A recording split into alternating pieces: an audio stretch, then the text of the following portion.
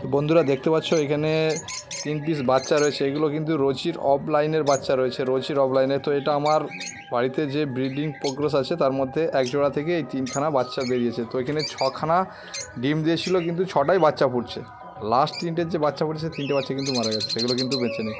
তো প্রথমের যে 3টে ছিল সেই 3টেই কিন্তু বেঁচে আছে। তো এটা একটা রোচির অফলাইনের জোড়া রয়েছে আর একটা লুটিনের অফলাইন রয়েছে। তো দুটো মিলে জোড়া দেওয়া হয়েছিল।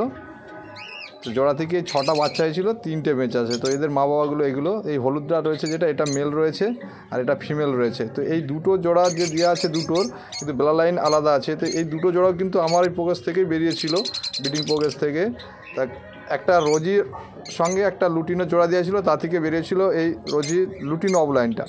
তো আবার এটা রোচির অফলাইন আর এমনি নর্মাল রোজি জোড়া দেওয়া হয়েছিল, তা থেকে বেরিয়েছিল এই অলিভ রোজিটা। তো পরে এই দুটোকে জোড়া দিয়েছিলাম। প্রথম এটা দ্বিতীয়বার ডিম বাচ্চা করতেছে। প্রথমবারেও 6টা ডিম দিয়েছিল, তাতে 3টে বাচ্চা হয়েছিল।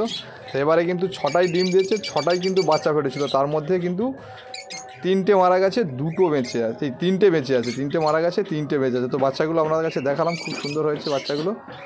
তো এটা আমার বাড়ির মানে যে ব্রিডিংয়ের জন্য যে জোড়া দেওয়া হয়েছিল তার মধ্যে এক জোড়া থেকে আমাদের কাছে কিন্তু এটা দেখালাম আমি। তো এই বছর এইটাই প্রথম লাভ বার্ডের বাচ্চা আমার উঠতেছে 3 পিস।